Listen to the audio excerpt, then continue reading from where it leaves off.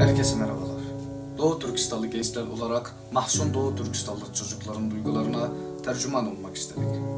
Bu kısa video 21. yüzyılda Doğu Türkistanlı çocukların neler çektiğini anlamanızı sağlayabilir.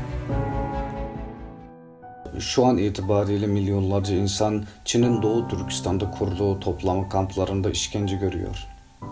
Yüz binleri aşan, özünden, birliğinden koparılan aileler sevdiklerinin nerede olduğunu bile bilmiyor.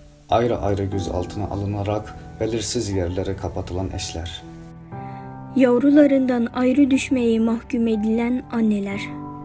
Anne babalarından koparılan minicik çocuklar. Ve yıllardır sevdiklerinin sesini bile duymaktan yoksun bırakılan gurbetteki öğrenciler.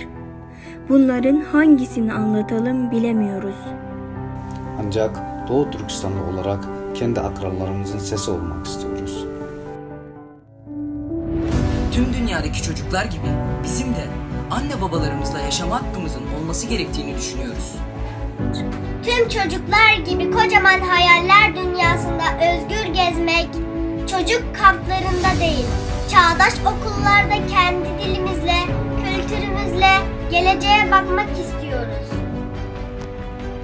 Biz de her çocuğun doğduğu andan başlayın, sahip olduğu en doğal hakları olan özgürce giyinmeyi, farklı yerleri gezmeyi, özgürce kendi dilimize konuşmayı, istediğim şarkıları söyleyip dinlemeyi istiyoruz. Çocukları annesi hayatken annesiz, babası hayatken babasız büyümek zorunda bırakanların 21. yüzyılın yüz karası olduğu kanaatindeyiz. Biz Çin'e karşı ne yaptık ki bize böyle gaddarca davranıyor? Sevgimizi, sevdiklerimizi elimizden alıyor. Bunca hasret, özlem, çaresizlik biz çocuklara reva mıydı?